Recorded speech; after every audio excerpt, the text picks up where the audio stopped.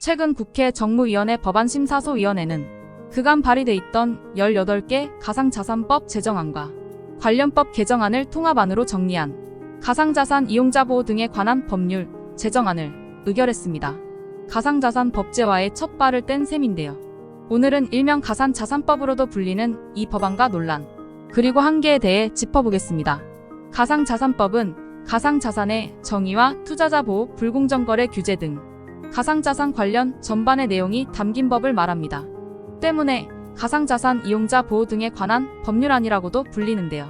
자금 세탁 방지에만 초점을 맞춘 현행 특정 금융거래정보법과 달리 가상자산에서 파생된 범죄를 모니터링하고 피의자를 처벌하는 등의 실효성 있는 조항이 담겼습니다. 그렇다면 가상자산법에는 구체적으로 어떤 내용이 담겼을까요?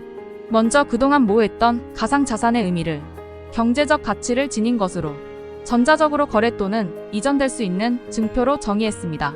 또한 투자자들의 가상자산을 보호하기 위해 가상자산 사업자는 공신력 있는 기관에 고객 예치금을 예치 또는 신탁하도록 규정하고 해킹이나 전산장애 등 사고에 따른 책임 이행을 위해 보험 또는 공제 가입, 준비금 적립 등 필요한 조치를 취하도록 하였는데요.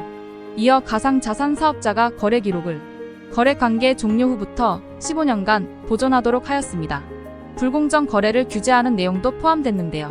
미공개 정보 이용, 시세 조종 행위 등을 불공정 거래로 규정하고 이를 행한 자산 사업가는 1년 이상의 징역, 부당이득의 3배에서 5배에 달하는 벌금을 부과토록 했습니다.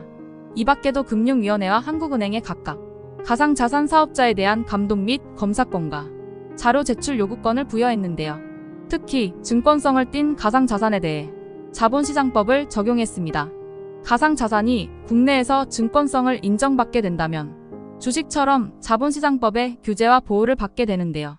앞서 금융위는 상품이 일정 기간 경과 후 투자금 상환이 가능한 경우, 투자를 통해 금융상품의 가치가 상승하면 수익을 분배받을 수 있는 경우, 투자자의 수익에 사업활동이 중요한 영향을 미치는 경우에 증권성을 띈다고 보았는데요.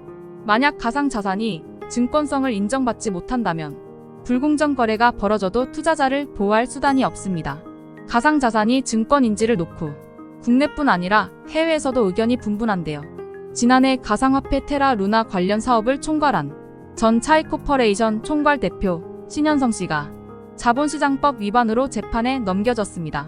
발행사 입장에서 해당 가상화폐는 자금 조달을 위해 발행한 상품이고 투자자 입장에서는 테라 프로젝트에 투자해 수익을 나눠받을 권리를 얻는 증권이라고 검찰은 판단한 셈인데요.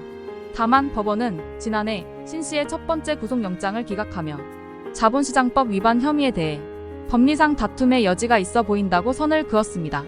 미국에서도 유사한 사례가 있었는데요. 게리 갠슬러 미 증권거래위원회 위원장은 성명에서 가상자산 시장 참여자들이 증권법에 따라 규제받아야 한다며 가상자산을 증권으로 보아야 한다고 강조했습니다. 그러나 가상자산 거래소인 코인베이스는 가상자산을 증권으로 분류하는 법적 기준을 규제 당국에 요구했으나 이에 답하지 않은 것을 놓고 가상자산에 관한 규제 당국의 명확성이 부족하다는 것은 분명하다고 반발했죠. 어쨌든 한국 검찰과 미국 규제 당국은 가상자산을 증권으로 보고 규제해야 할 대상으로 본 셈인데요.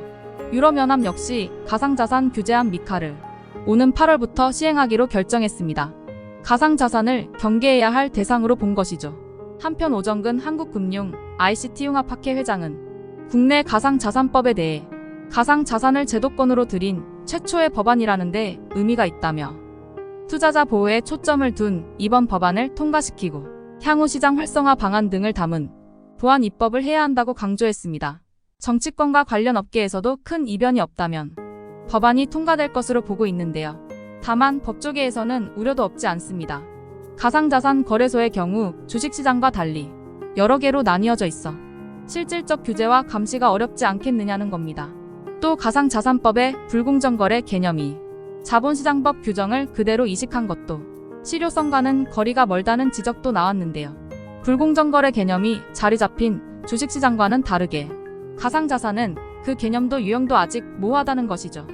앞서 금융위가 미국 유럽연합 등 국제기준에 발맞춘 가상자산 시장질서 규제를 보완한다는 방침을 밝힌 만큼 실효성 있는 가상자산법이 하루빨리 도입됐으면 좋겠네요. 토마토픽이었습니다.